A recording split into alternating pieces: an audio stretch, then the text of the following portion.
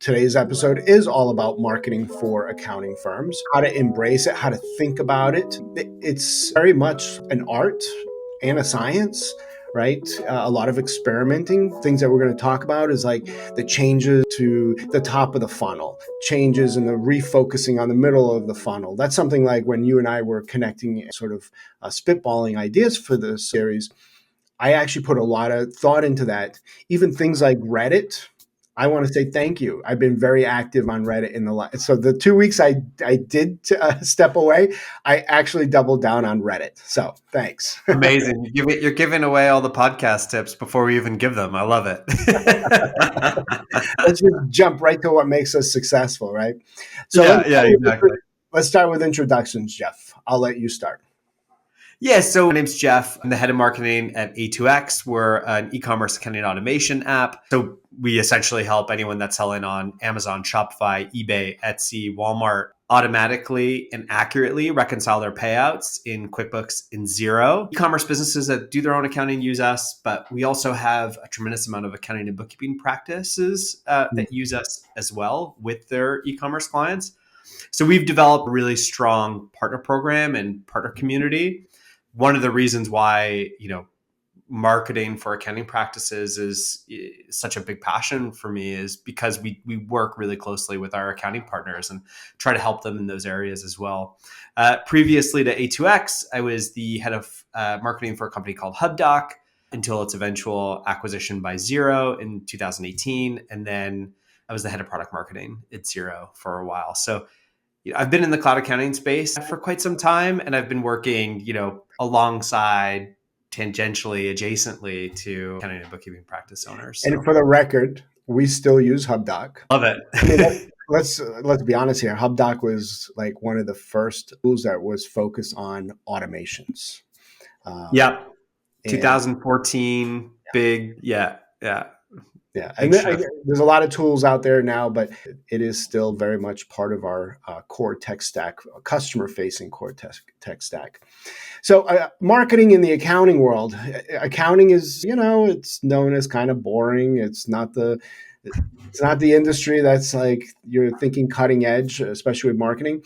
But accounting is a professional services business. It's a B2B, and it is some of the hardest marketing tactics that you have a lot of patience. You need the tools, the foundation of your marketing.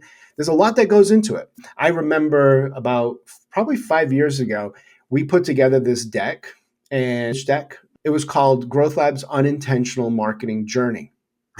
Because we were never intentional.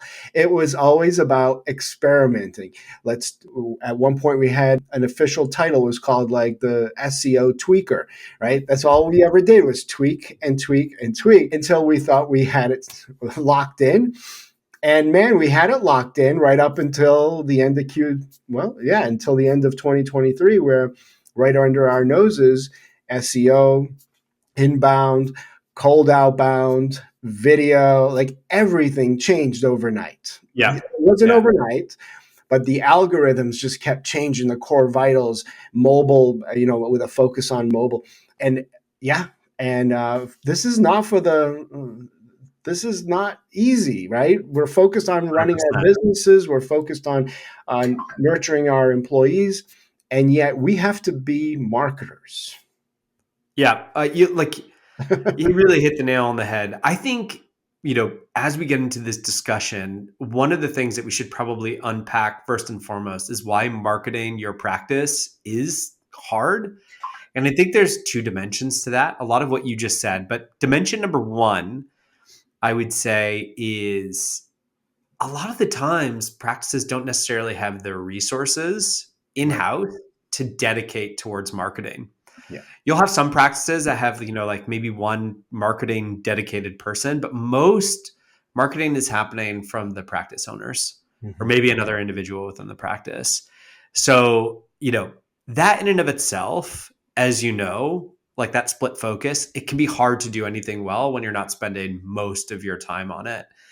And I think also it comes to the fact that like when most practices get started, their largest lead channel tends to be referrals, right? Network. And they only really start to think about marketing once, the referral channel starts to dry up and they're starting to look at other channels in which they can start to acquire leads. So when you don't have the dedicated resources or time, and then I'll add in expertise at the end, because I think one of the things that I found about practice leaders, including yourself, is you guys are incredibly scrappy. You learn very quickly. You're entrepreneurs, so like the ability to learn marketing, I think, comes.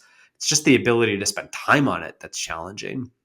And then the other reason that it's hard is, outside of the time and expertise part, is that when you do decide to dedicate time and resources to marketing, whether you're hiring somebody or you decide that one of the partners is going to spend most of their time in this area, is that, marketing, especially in the last 12 to 18 months, has changed dramatically.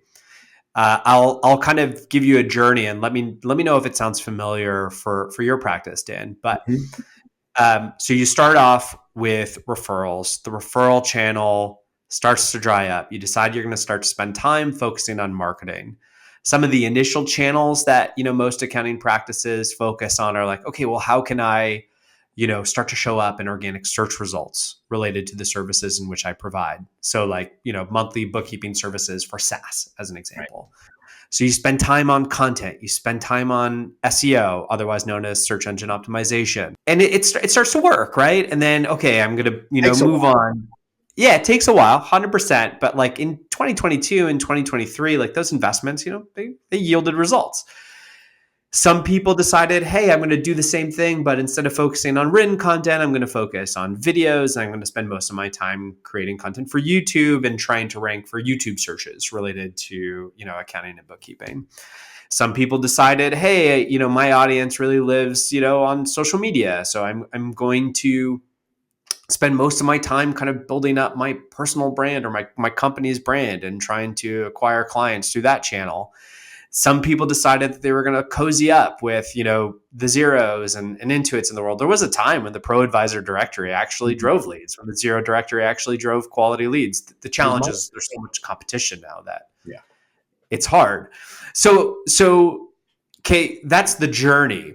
What has happened within the last 12 to 18 months is that all of these channels, including, I forgot outbound, but we can get into that in just a little bit. But all of these channels over the last 12 to 18 months have been completely disrupted by artificial intelligence, right? So we talk a lot about the positives to artificial intelligence and how kind of it helps learn a function like marketing, how it helps scale productivity, how it helps scale execution and output. It does all of those things. But the reality of the situation is that AI has created an environment over the last 12 to 18 months that has made marketing particularly hard for accounting practices and has deteriorated the performance and the effectiveness of the channels in which they've spent time and sometimes even years investing in, whether that's organic search, whether that's social, whether that's YouTube, so on and so forth, right? And here's the reason. It's a simple reason. In a world in which everyone has access to this AI tooling, everyone can create ungodly amounts of content with this AI tooling and post it to their website and so on and so forth. How in the world are platforms like Google going to sift through it all? How are they going to decide who to prioritize first, second, or third in an organic search result? And what's effectively happening is that Google is changing under our feet as they're trying to deal with this tsunami of AI content. This doesn't just apply to organic search, which is like one dimension, but it applies to email. So Google, as an example, as an email service provider. So if you're running your business on Google, or even Microsoft as an email service provider in Outlook, they've introduced new spam filters because the sheer volume of automated outbound communication using AI tooling has totally spammed people's inboxes. It's blown up. So their spam filters have now increased tremendously. So it's significantly harder to get emails through. And then, I'll talk really quickly about social media, right? Like people who are creating a lot of AI content, and you got LinkedIn and you got Facebook who are really trying to surface the content that's going to get the most engagement and likes and interaction.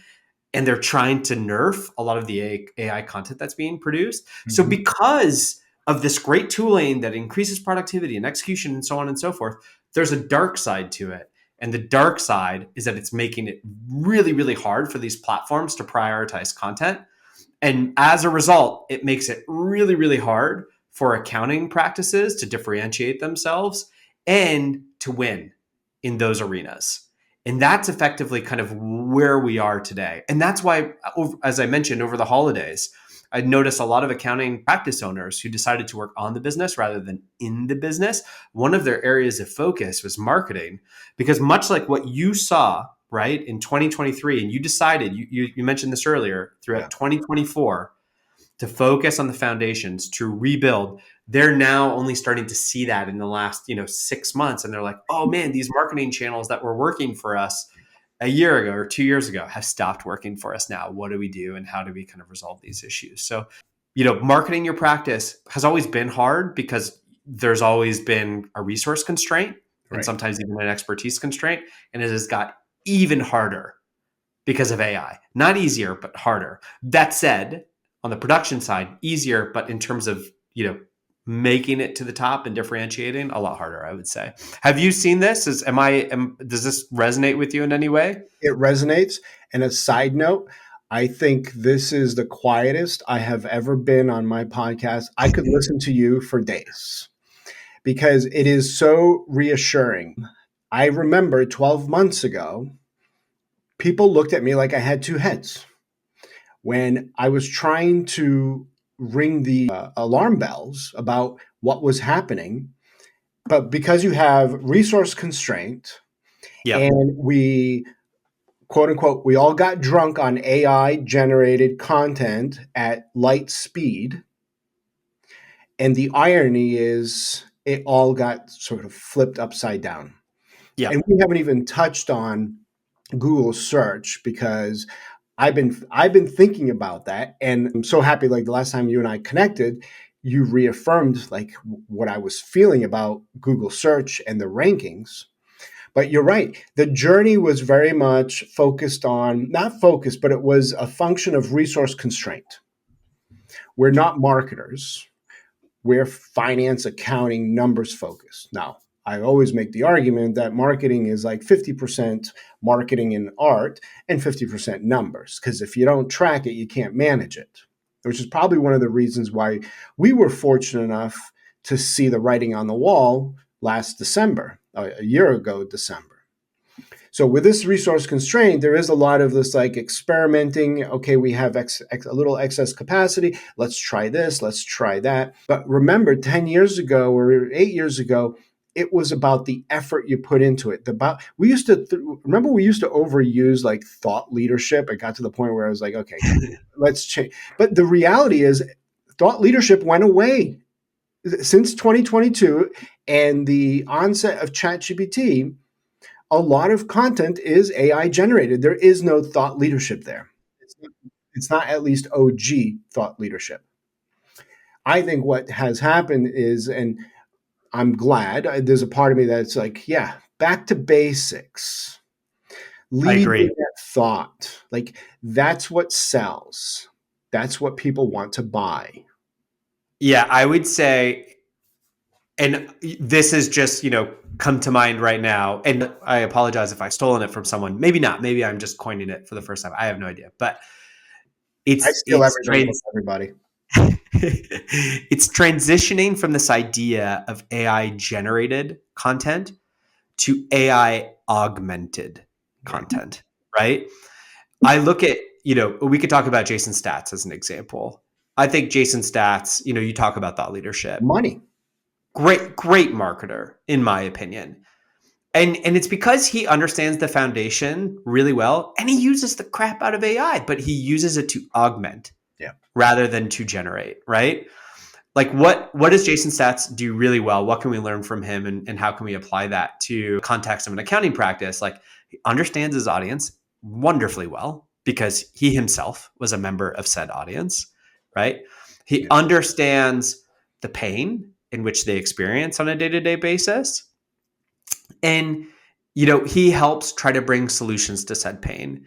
And he does so in a very personal and entertaining way, but he uses AI to help generate videos, to help generate images, I'm assuming to help generate content.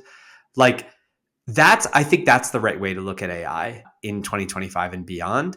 It's just like, how can it, to your point, like lead with thoughts? How can it augment the thoughts in which accounting and bookkeeping practice owners have? And how can it help them bring more of those thoughts to their audience? That's kind of the future. And we can talk like I'm bouncing around a little bit, but I can, if you'd That's like, I can give a little bit of insight into what I think the future of marketing could potentially look like for accounting practices in a world in which it's very hard to market your accounting practice. Yeah.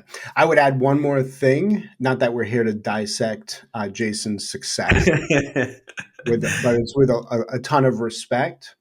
He also has domain expertise, control, and strategy over that multi-channel distribution model. Yeah. And you can't just spam all of these distribution models with the same content. It has to be unique. One of the things I learned from you last August when we connected at ZeroCon was a LinkedIn strategy. Your LinkedIn strategy should be a two-pronged play. You should have the voice of the owner and the voice of the company. And one is going to have a different reach than the other, and therefore should have a different strategy. We've seen it 100%. take off and all it was just a tweak of how we approach it.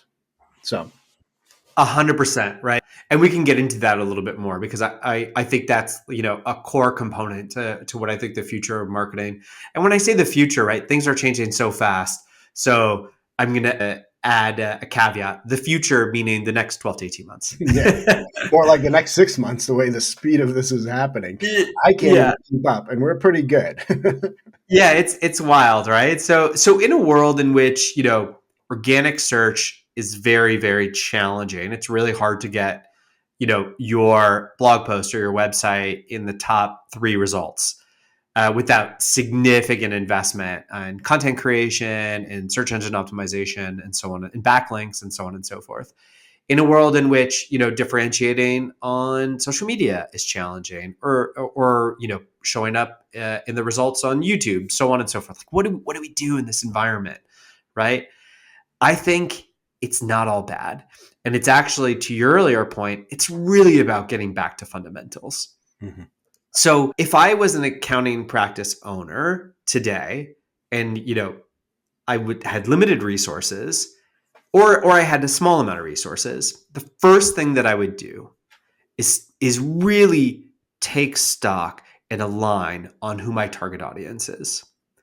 Right? We talk about this idea of niching down, right? It might even have been overused over the last few years. I think you could have multiple niches as well, right? But I do believe in the context of marketing, this matters. It actually really matters, because the more targeted you can get with who your audience is, the better the content and the thoughts and the domain expertise you can provide to said audience. Also, the better understanding that you can create in terms of where this audience engages and leverages content to learn about their particular industry, right? So the first thing you want to do, or the first thing I would do if I was in these shoes, is I would get really, really tight on who my target audience is. I would then do a light audit of my website. Mm-hmm. And I would ask myself, does my website currently speak to this target audience? Or is my website effectively trying to acquire a general audience? Right. If it doesn't speak to the target audience, I would adjust, right? And I would make sure that the website captured who I was targeting, what services I provide to said audience, and then how my services differ from any other service that you can get for said audience. So that would be the first thing. Yeah. The next thing that I would do is, okay, all of these kind of one-to-many channels, really hard to market on. I would actually just do a little bit of customer research and figure out from said target audience, where do they look for and engage with content, right? Mm-hmm. Whether that's, maybe they're still using organic search. And if they are, well, that should tell you, okay, well, that's actually probably the channel in which I should double down on in a world in which I have limited resources. Or they can say, you had mentioned it earlier, I engage a lot on Reddit. I talk to community, or I'm a part of, in the context of e-commerce, I'm a part of, a community called E-commerce Fuel, which is the largest community of 7-figure sellers in the world, right? Or, we have people who are in the food and beverage industry, and that industry is very event driven, right? So I go to events to consume content. The lesson here is, once you've figured out who your target audience is and who you want to acquire more of, just talk to them to figure out, how they stay connected, how they engage, and how they learn about the industry and how they kind of get better. And then the next thing you're going to want to do is figure out how to be in those places, right? In a world in which you have limited resources, it could be easy to get distracted and thinking that you have to do everything, when really you should really just be focusing on where your audience engages with content. So that would be the first thing. And 2025 is a good year for that, because, bringing it back to the business and the dynamics of the business, many accounting firms witnessed a significant customer churn in the first half of last year. We also witnessed a change in buying patterns and buying behaviors. AI native general ledgers, bench.co. Like, a lot of stuff happened last year. A lot, yeah. And one of the things we did, Jeff, coming out of last summer, is we began to refocus on who is our customer persona. Because one of the things we realized and recognized is there's a race to the bottom that is happening in the bookkeeping world.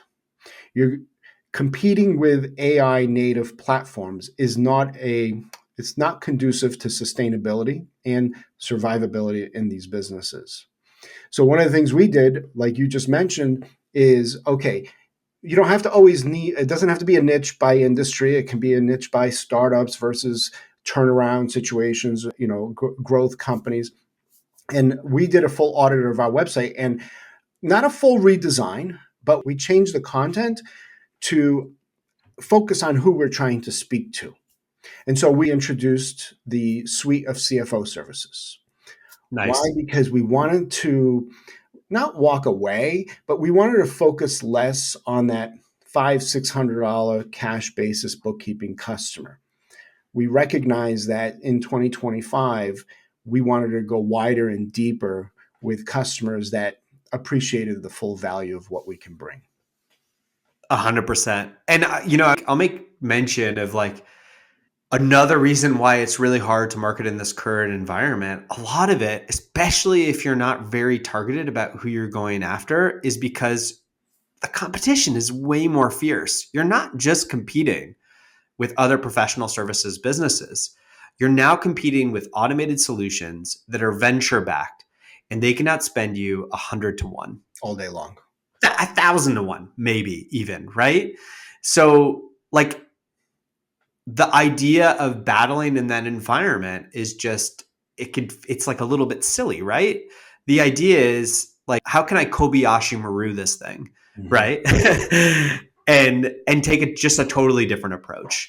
And I think getting really focused and intentional about who you're going after and speaking to that audience and understanding where that audience engages and being there. And then, to your earlier point, providing unique perspective and thoughts that can benefit said audience. As an example, right? If I'm servicing a very particular niche, I'll use e-commerce because that's relevant for A2X. And, I work with brands that are selling on Shopify, right? Yep. And, I can really get a really great pulse in terms of who's performing well and why, and who's not performing well and why. Because as an accounting professional, I have access to their financials, right? I am literally in the trenches, in the weeds. I see what's going on. Right.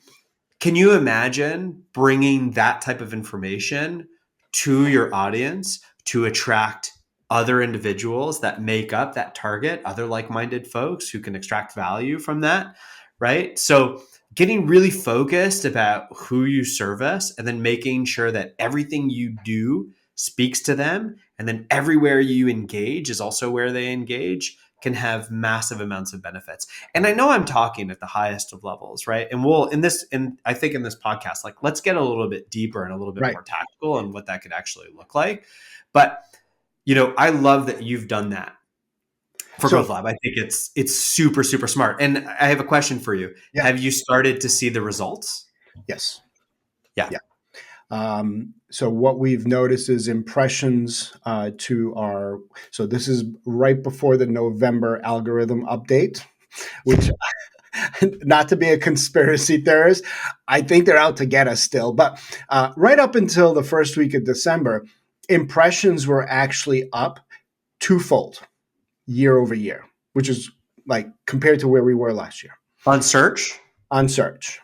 Cool. Clicks, on the other hand, did not convert, but we have been updating a lot of our content to be sort of middle of the funnel focused. I love that. I can go all day. This is where we're on going to this go very next. topic. We're going to go there next because I want to hear what your number 2 is.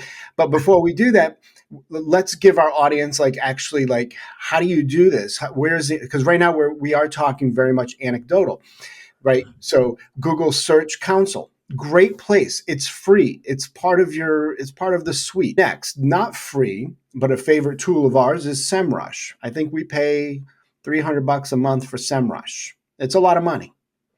But you talk about customer acquisition costs, venture-backed automated platforms, like they can eat your lunch because they can go ahead and buy all the customers they want. And by the way, that's how Bench did it. It doesn't translate into long-term success because the dynamics of the industry changes. But we track at least 20 of our what we would consider personas, that pure plays that look like us. And we also track companies that don't look like us, like Pilot, right? And we used to track Bench. Why does GrowthLab care about what Pilot's doing? Well, because I can see what AdWords they are targeting. I can see how much they're paying. I can see what their volume, and I can also see what their content is. And I can either decide to stay away from that, or I can find a way around that through longer tail keywords. But understanding how benchmarking your activity, and how, this is real data, right? And yes, some of the data is kind of wonky, but there's an inference opportunity there where you can compare yourselves to and benchmark that to 10, 20 of your peers. It's powerful. Not that I'm in business to look like my peers, right? I'm not there to satisfy others' ego, but being able to understand how you compare, I would say that's like step 1. There's strategy, like you just described, niching and whatnot. But then it's like, I still have to wake up tomorrow and make decisions. 100%. And let's get into the tactics. So let's assume you've picked your target and your target is telling you, hey, I don't really engage in communities or go to events. I get all my information from, searching stuff on Google. So, okay, that tells you, all right, well, I need to be there when they're searching for stuff on Google. And you started to talk about the tooling that you're using at GrowthLab, which is great, right? Google Search Console, a good first step. You're using SEMrush. You could be using, other things like Ahrefs or Moz, Keyword Planner, so on and so forth. And we can go all day into the tooling, but let's talk a little bit about what type of content a company like GrowthLab should be creating in a world in which it's very easy to create AI content, right? Yeah. And it's very hard to differentiate in that environment. So one of the first things that I would recommend against is that I think in 2025, people should stay away from what I call descriptive content, right? Mm-hmm. There was if you ran the old SEO playbook, I'll go use e-commerce as an example. You wanted to rank for what is e-commerce accounting. Any type of query that can be easily answered from a generative AI response, right? Because it doesn't necessarily provide any unique perspective or context. You should now stay away from this. There's no competitive advantage. It's a waste of time, right? It's a make work project. You will have no advantage. You'll be competing with 1,000 other posts. And then, not to mention, in the United States, Google is now already surfacing their generative AI responses when people are making those types of searches, right? So stay away from that stuff. 10-foot pole, right? We call in the marketing world, we call that top of funnel content, Yep. right? It's like the people that are just, starting to dip their toes in your problem area, What is right? bookkeeping? What is What bookkeeping? bingo, right? Like, what is a profit and loss statement, right? Stay away from that. Now, you mentioned that you have been focusing on kind of like middle of the funnel content and on, I would imagine, bottom of the funnel content. So let's talk about what that means. So now that you understand who your target audience is, you know that they look for stuff on organic search, right? Because you know these people very well, you kind of understand what their problems are, right? You could start to form kind of like a qualitative understanding of what they could be looking for that is either directly or tangentially related to the services in which you provide. Right. So, for example, you said I provide CFO services. I'd imagine that a part of your CFO services, do a financial statement analysis on a monthly, quarterly, annual Monthly. basis, Yep. Monthly. monthly basis, right? That is like directly related to your to the value in which you provide. So I could imagine, and in the context of, I can use a real world example, right? I know that e-commerce businesses want to dig into how to read a P&L for a Shopify store, Mm-hmm. how to read a P&L for an Amazon store, right? They want this type of information. That's what I would start to call middle of funnel content, because it's specific enough, right? It stays away from kind of the generative AI stuff. And then you're in a position to be able to provide a unique perspective on that topic. So, okay, so I understand my audience. I know that they look for stuff on organic search. And because I interact with them on a regular basis, I can kind of I have a gut feeling as to what they could potentially be looking for. Mm-hmm. The next thing you're going to want to do is you want to validate that gut feeling by trying to analyze what the search volume is, right? For those particular sets of keywords. You can use paid tooling like SEMrush or Ahrefs, or you could use free tooling like Google Keyword Planner. Right. So let's talk about the example that I just provided, analyzing the Shopify profit and loss statement. In Google Keyword Planner, all you have to do is put in Shopify profit and loss statement and a few other variations of those keywords. And then Google not only will give you a list of those keywords and their corresponding monthly search volume, they'll give you other keyword combinations that are similar to the ones that you've inputted, and then it'll tell you what the search volume is for each of those individual keywords. Okay, now we're on to something, because I can tell you right now, because we've done this, there is volume there. Now, here's where accounting practices have an edge over, the benches of the world and other tooling or people who are creating content using AI. In this new world, Google is prioritizing something called EAT when they rank content. EAT, EEAT, which stands for expertise, experience, authority, and trustworthiness. Who has those things in spades? Accountants. Accounting practices.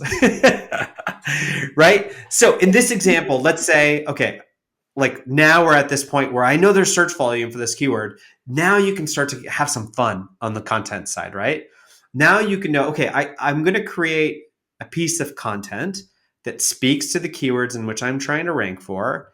And guess what? Instead of providing, mindless AI, high level, generic content, I'm going to provide my perspective on how you should do this. And I'm going to use real world examples from other use cases and clients that I've seen. And I'm going to input that. I'm also going to tell people, why I know what I'm talking about, right? Hey, in the blog post, in the introduction, as an accounting professional that works with hundreds of Shopify brands, one of the main questions I get is, what should I look out for in my profit and loss statement? And then this is what I think. And here are some examples, right? If you do this well, Google will start to prioritize your content, assuming, of course, that from a technical SEO perspective, everything is in order. Now, this is where generative AI gets really interesting, because a lot of accounting professionals are like, oh man, I don't know if this is fine from like an on-page and a technical SEO perspective. What I would do is I would use ChatGPT to guide me through how to analyze if my pages are doing okay in those areas, right? This is where ChatGPT can be very interesting because it can help you very quickly learn about a topic and get really good at it in a short amount of time, or at least decent enough about it, right? Yeah. Where you can focus on creating the content. And you So can actually upload the spreadsheets from Google Search Console. You download, like, here's a little trick, right? You can export all of that data, all of those search results for the last 12 months into a CSV file and upload that into ChatGPT alongside your web pages. yeah, I totally. And so I think kind of just to recap. So in your case, we assumed you spoke to your audience. Your audience said that they look for stuff online. Great. So now I know I need to focus all my time and resources on organic search and creating content for Google and trying to rank in that area for my target audience. The next thing is, because you have a deep understanding of your audience, you can kind of start to form some qualitative assumptions in terms of what they could potentially be looking for, that is either tangentially or directly related to the service in which you provide. This is very important. So for example, if you are providing services to SaaS businesses, right, you want to make sure that any piece of content that you are creating is relevant to accounting services or CFO services, right? You don't want to be creating any here's how to do marketing for a SaaS business. Stay away from anything that is not either directly or tangentially related to the service in which you provide. So, and then from there, you can go ahead and do your keyword research and see if your assumption is correct, if there is actually volume for this for other individuals that meet your ideal client profile, and then use your EAT, which you have in spades: expertise, experience, authority, and trustworthiness, right? And provide unique perspective on that content, and you will see it rank. And why do I know this is true? So just for fun, my wife owns a professional services business. She owns a law firm, an employment law firm specifically. Mm-hmm. And that is a very competitive space. It is competitive on multiple dimensions. A, there are a tremendous amount of employment law firms. And B, they spend a lot of money on ads. And a lot of them are larger and have content teams, so on and so forth. But we have applied this framework, right? Like picking topics that we know the folks in which she's supporting are very curious about, and then we create content that she provides a unique perspective on. So I'll give you one example. She has a blog post on wrongful termination. Wrongful termination, 28 frequently asked questions and expert answers from an employment lawyer. It provides unique perspective from her point of view, and it establishes her authority and expertise and experience and trustworthiness. And not only does it rank, it's one of the highest generators of leads for her practice in an incredibly competitive space. Wow. And not only is it competitive, it's very easy to create AI generated content on this topic, right? So that's the Google search example. And then, you can, once you get a little bit more sophisticated, you can start introducing new tools like SEMrush or Ahrefs and start doing competitive analysis, to your point, and seeing where you stack up and then seeing how you're performing over time. But I think the core here is like, use those tactics if your audience uses Google search a lot. If your audience is not using Google search a lot, let's talk about some of the other channels that you have at your disposal. Yeah. Right. So one of the things that I find interesting, and you and I talked about this in a previous session and you'd mentioned it, but a lot of people engage in communities, right? I think in a world in which people don't know what's real, or they're just kind of like, they're just pumped with like a ton of artificial content, they're now seeking human experience from peers and like-minded individuals. There are owned communities, right, that are like very specific and targeted and closed, like e-commerce fuel as an example, which is like I mentioned earlier, the largest community of 7-figure e-commerce sellers. And then you have like more open communities that can be accessed by the general public. I find that Reddit is a very interesting community that is underutilized by the accounting and bookkeeping community. There are so many conversations that happen on Reddit from small and medium-sized business owners in many of the niches in which we service, whether that's software, whether that's food and beverage, whether that's retail, whether that's restaurants, not-for-profits, e-commerce, right? There's all of these subreddits. Yeah. And there are business owners here who are asking accounting specific questions from their peers. And they are getting answers from non-accountants, right? Can you imagine the goldmine that exists on these communities, right? So I think communities is like another really big, interesting channel in an AI-driven world where people are going to seek more of kind of like that one-on-one experience and interaction. And I think for accounting professionals, it's a massive untapped opportunity. So let's say hypothetically, your audience says, hey, I engage a lot in communities, be in those communities, right? And Dan, I'd love for you to talk about your experience because you had mentioned that after we had that conversation, you started jumping into Reddit. What does that look like for you? So the irony is I started about a week before the announcement of bench closing. And, there was questions about payroll providers. That was a very typical one. Have 2-3 employees, what payroll? Obviously nothing to do with our company, but I jumped in and I said, check out Gusto, for example. Or one was in e-commerce, and what are some of the KPIs that you should be looking at? Return on ad spend, right, is always a big one with e-commerce. So it's adding value without expecting anything in return. And then bench hit, and everybody came out of the woodworks. And what I realized was I didn't see too many traditional accounting firms, never mind traditional CPA firms. What I saw was the pilots, the basis, all of these VC-backed companies, their marketing team, and in some cases, I saw their founders and CEOs actually conversing on these Reddits.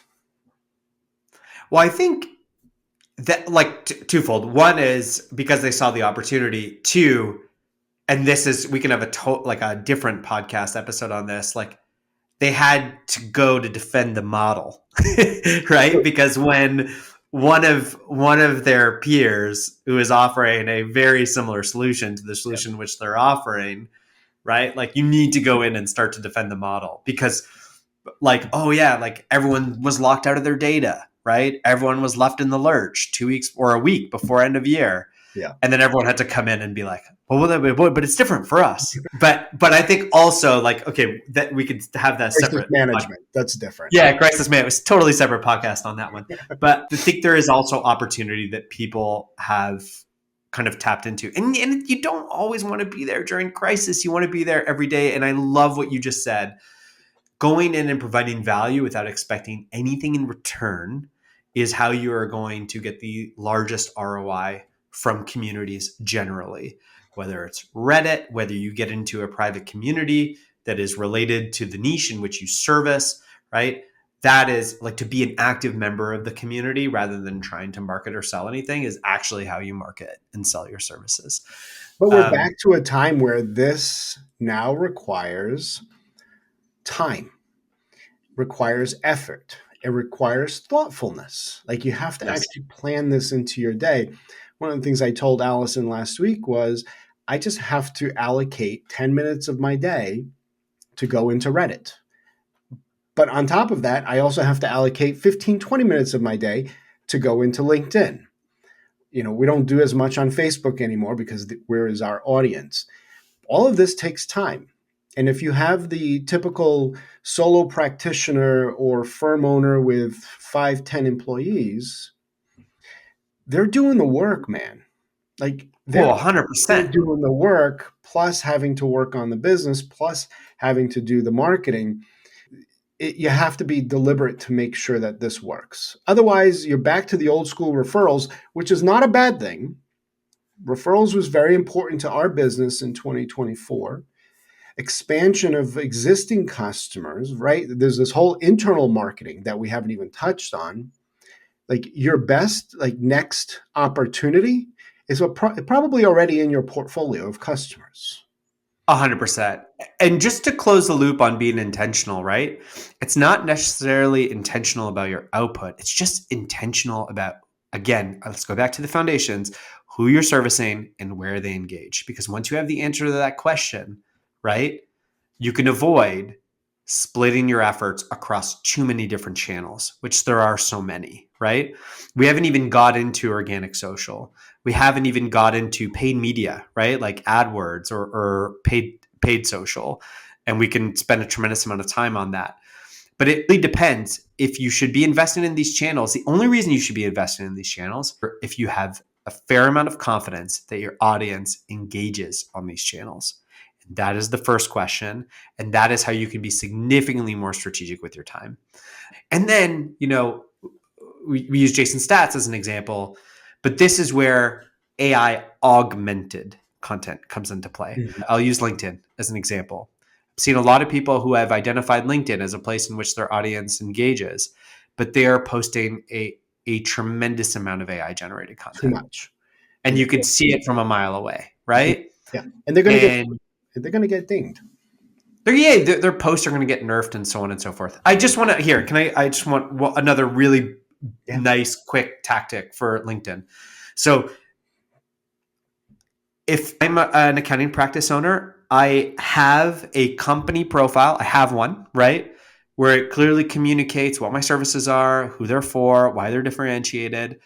But I am very rarely using that account to post content for two reasons.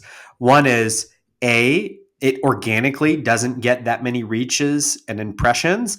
And the reason why is super simple. It's about incentives. LinkedIn is not incentivized to give corporate accounts a significant amount of reach because they want those same corporate accounts to pay. They want them to pay on advertising, right? Also, in a world in which there's so much AI generated content, right? And I talked about communities is why I think communities are actually quite interesting in 2025 and beyond. People are looking for more human to human interaction, and they're just not going to get that with a faceless corporate account. So it's important to have a corporate account, right? And you can post things from it from time to time, but really try to identify a few individuals within your practice, right? And use them as the talking heads within your company and amplify their voices externally and build a brand around them that from there leads to demand for your company. And I'm seeing a lot of practices do this well. Dan, you are also in one of those practices that is now doing this well. You mentioned that you started doing this over the summer. It was mainly a mindset shift, right? Because you're posting relatively the same content. You're just doing it from different accounts. Have you noticed a difference? Yes. Yeah, I've noticed a difference. When we were at XeroCon, I showed you under the hood on our LinkedIn accounts, mine and the company's, and we dissected some of the posts, and I have noticed a significant improvement in engagement and also partaking in the conversation, which is something that when you're posting with AI, you're not really in the content. It's not coming from the heart, right? It's coming from a bot. And then to engage with bot generated content, it really doesn't feel like a good use of my time or the audience's time. And so, but that takes time, right? So I go back to our greatest and most limited resource is time. And when you're running a business, and you don't have other partners or those employees that are stepping in to be the voice of the company, it does all fall on the firm owner.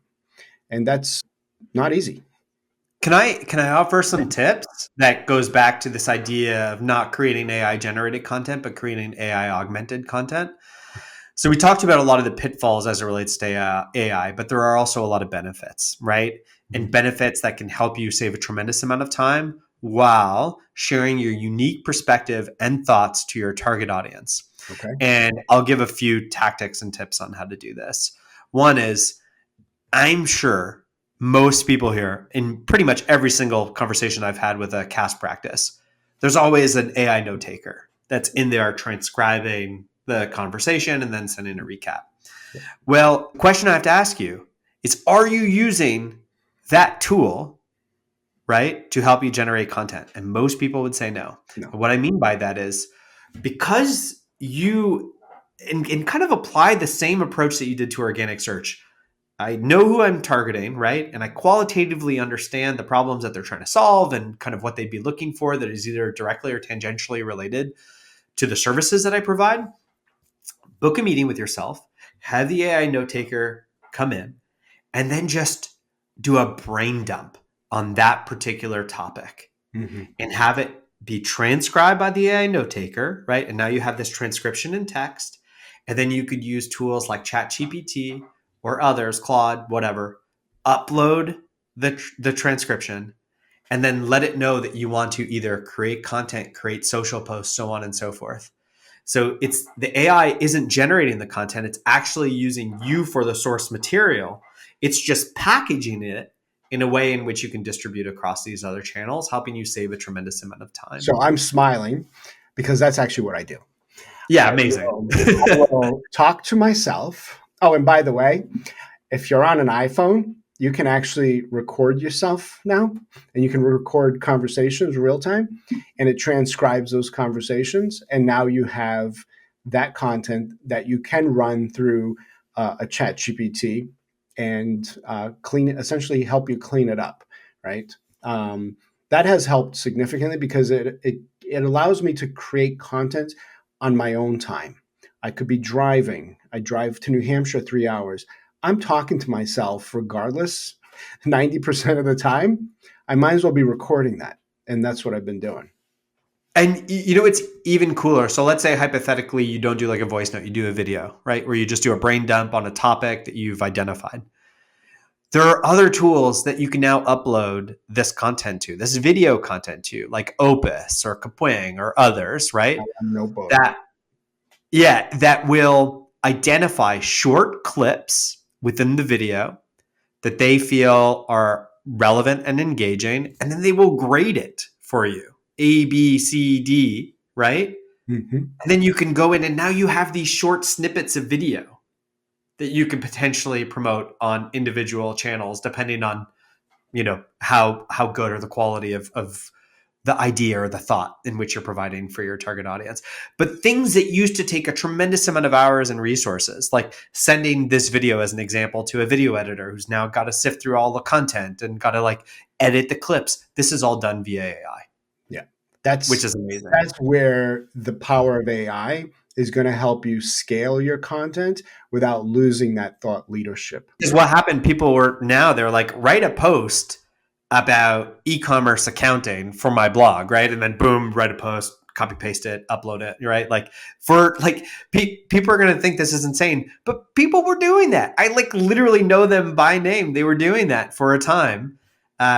And it happened en masse, right? It happened from everywhere, from all around the world, non-English speakers. It's crazy. Jeff, we did. Yeah. I'm on the record, in 2022 and halfway through 2023, we created a massive amount of new blogs and web pages. They were all AI created. In hindsight, not a good move. And I guarantee you a lot of other companies were doing this.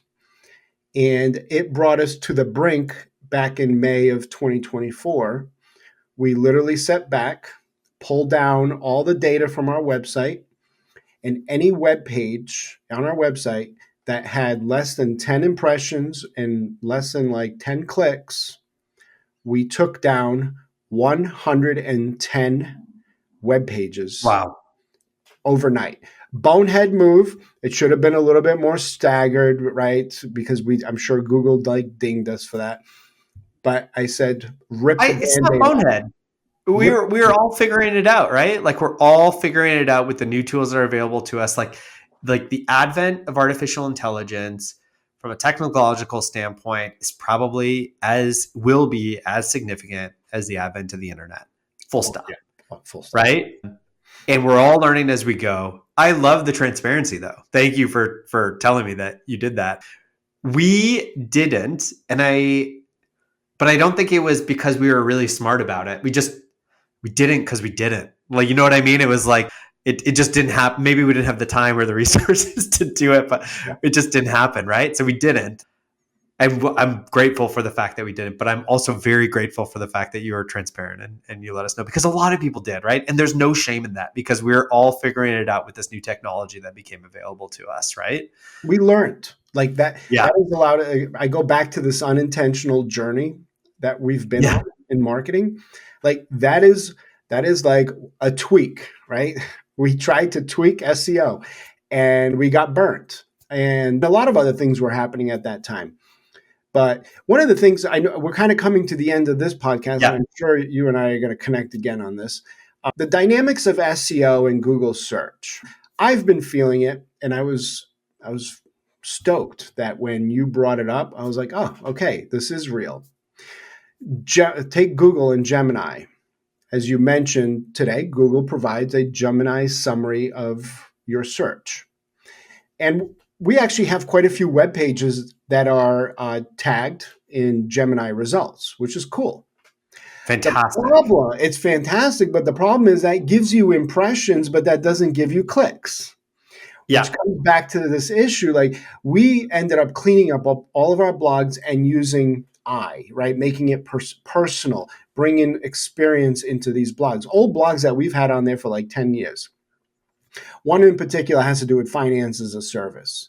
I took it, we didn't take it down. I just edited it, but I made it more personal, made it about our journey. Love it. And it blew up. Impressions blew up. Clicks stayed flat. And we rank number one when you search finance as a service. We're in the Gemini results. The problem becomes, what is finance as a service? Gemini does such a wonderful job of summarizing what it is. I don't need to click through. So I'm essentially feeding the beast, but I'm not getting any crumbs out of that. Yeah. So here's the thing. I am still ranked number one, but you've got Gemini, you've got snippets, you've got Google AdWords. What used to be on the first fold, the top of the first fold, even if you rank number one today, guys, like you're on the top of the third fold as number one. Sorry, I interrupted you. No. So I think that's a really good point, right? We are effectively, the internet is what's training these models, right?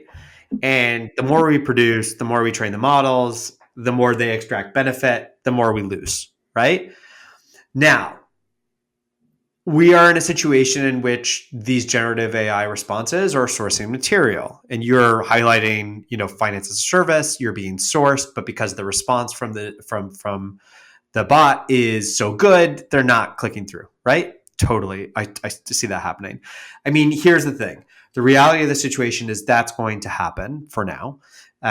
Obviously, things will evolve, and we don't know how they will evolve into the future.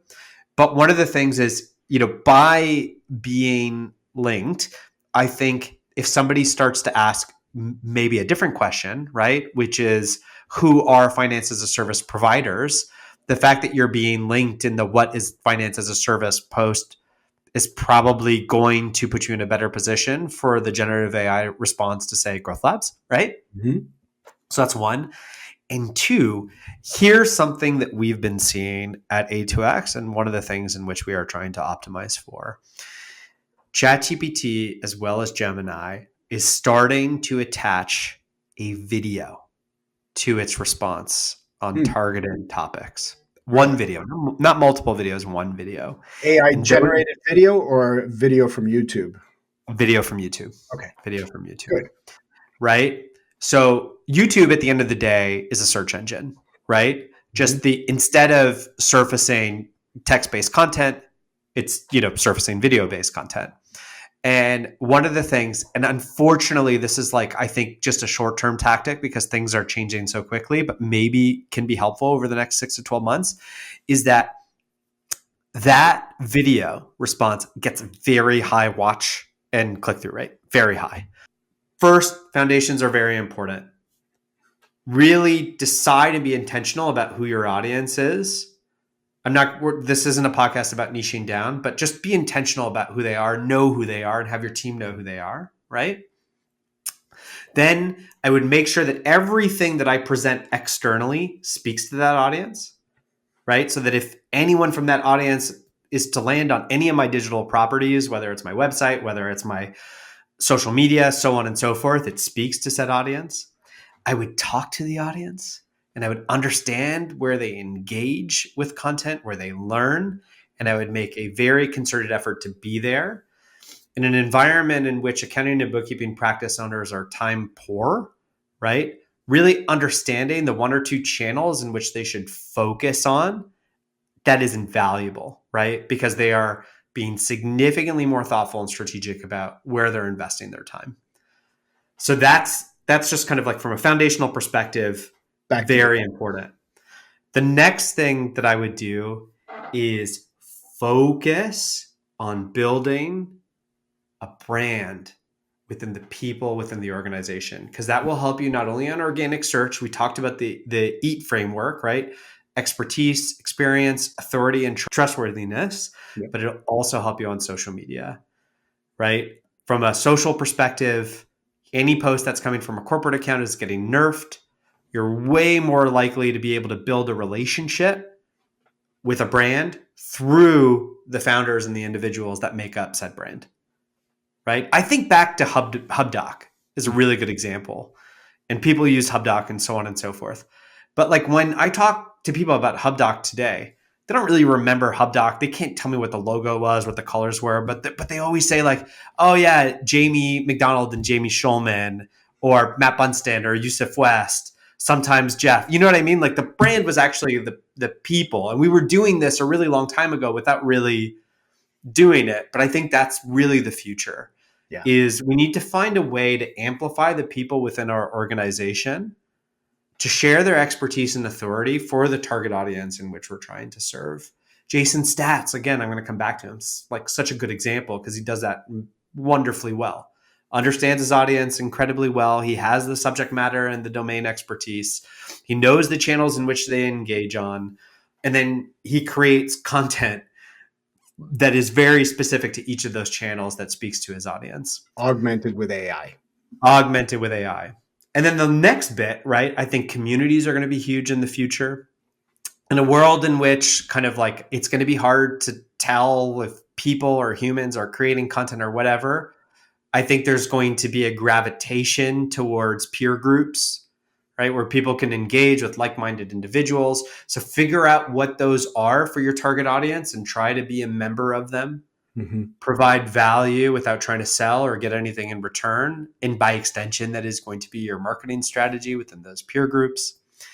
And then the last thing is video, right? Like I think in a world in which it's going to be very hard to know what's real or what's not real, I actually think that it's going to be like, AI is making a lot of progress in that area. But I do think if you've ever seen an AI avatar, right? With these like tools like Vidyard and so on and so forth, you could tell. You could like, come on, like I'll go onto a game show tomorrow and win $1 million to be able to identify what's AI and what's not, right? So I think video, for at least the time being, is a really engaging way to engage with audience, and I think it's another area in which people are gravitating towards. Personalized. And then here's the last thing, because you had mentioned, you know, a lot of the time the riches are in your existing audience. And we didn't really talk about this a lot, but like, I think there's a lot that you could do with marketing to your existing audience to cross-sell additional services, which I think this is one thing that you guys have done really, really well over the last 12 months. You had mentioned this with your CFO services, right? Right. So like getting really specific about who you're targeting and then trying to expand within those organizations and providing additional services. I think that's a key, but in the context of marketing, right? Like how can you do that more effectively? Well, I think you have a few tools at your disposal. You have email, right? Like you can engage with that audience. You already have that list. You can engage phone. And then another fun one. Yeah. If you generate at least 1,000 clicks to your website a month, right? Mm-hmm. That is enough for you to remarket to on Meta or on LinkedIn. Yeah. Right. So I would advocate like 9 times out of 10, I wouldn't advocate for an accounting practice to spend money on paid social ads, with one exception. If you have over 1,000 clicks on your website, Retargeting. I would 100% retarget those individuals Yeah. because the cost is so low, right? But the intention is so high.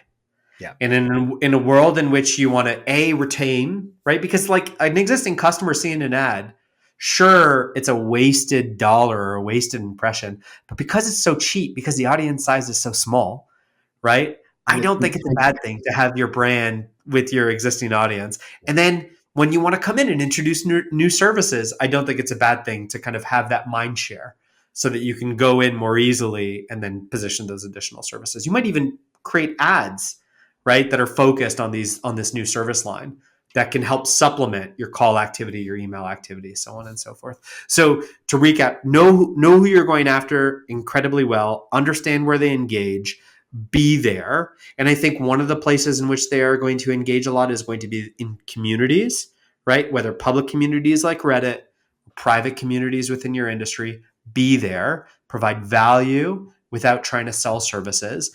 I think another place in which people are going to be in the future is going to be video. Mm-hmm. Be there, right? Create video content, because I think video content is going to be like one of the last bastions of like what's real. Even if that might not last for very long, as of right now, it will be one of the last bastions. And then be there in the context of social media, building a brand around the individuals within your organization that build a personal connection with the audience in which you're trying to serve, and also providing value to said audience. And then how do you do this from a timing perspective? In this podcast, we talked about as opposed to AI generated content, AI augmented content.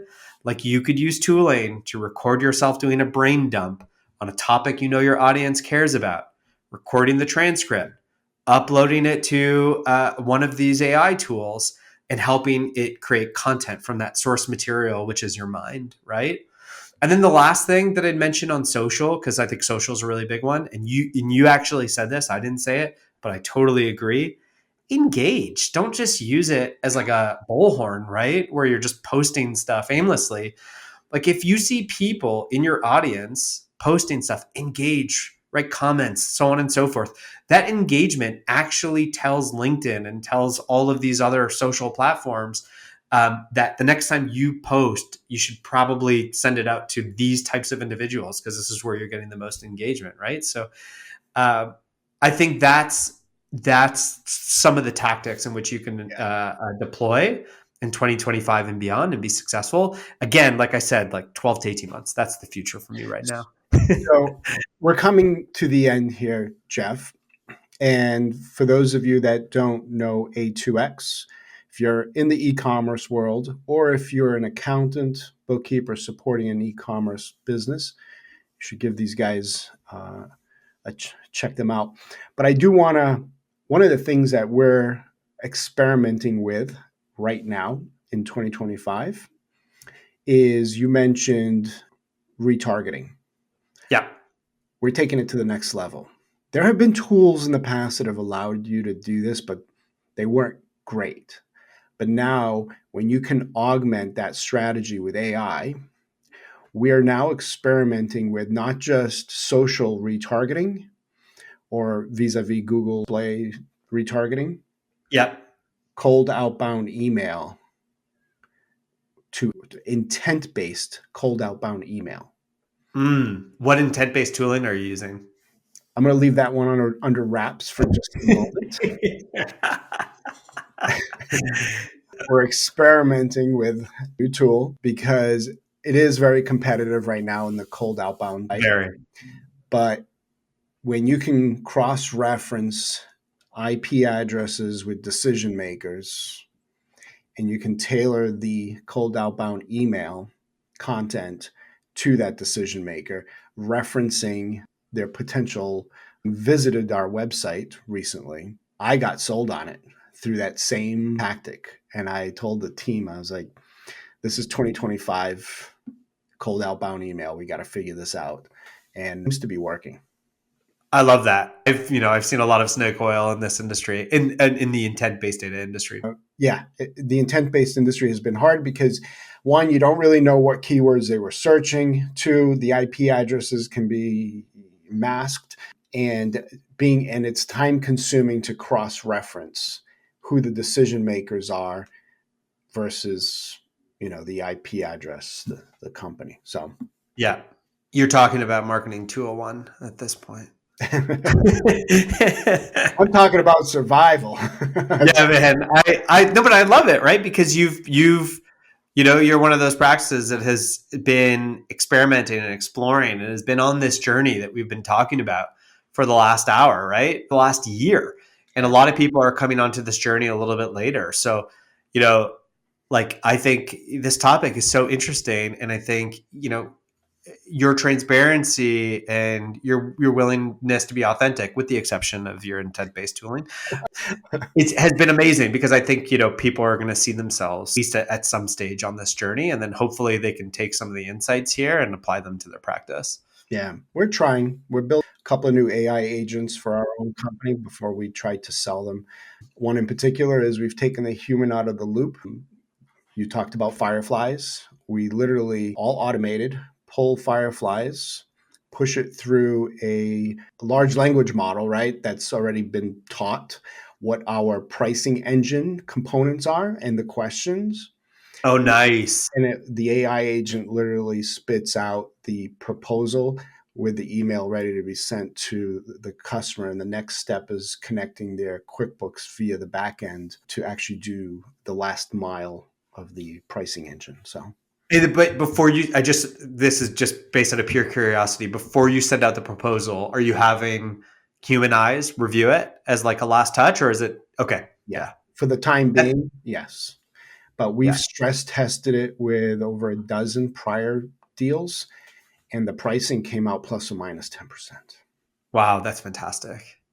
It's going to be interesting, right? Like, it's not all bad. Like, there's so much good. There's, with anything that's good, too much of a good thing can be bad, right? I think in this case, there's going to be like so many pros and cons. Let's not talk about, general artificial intelligence. That's a totally different topic, and the jury's out on if that's going to be net negative or net positive to society. But in the current zeitgeist, where AI is effectively a productivity tool, I think, there's a lot that we can get out of it, but it's also causing a little bit of disruption on the marketing side as well. Yeah. I just go into this, and I tell my team all the time, go into these conversations, these blue sky opportunities, as if the number one goal is to work yourself out of a job. Yeah. And if you can do that, you're going to open up productivity, you're going to open up resources, and we can actually work on cooler things. So yeah, that's a cool mindset. I like it. What happens? All right, my friend, this was great. I look forward to the next one. Yeah, me too. Thanks so much. We'll chat soon.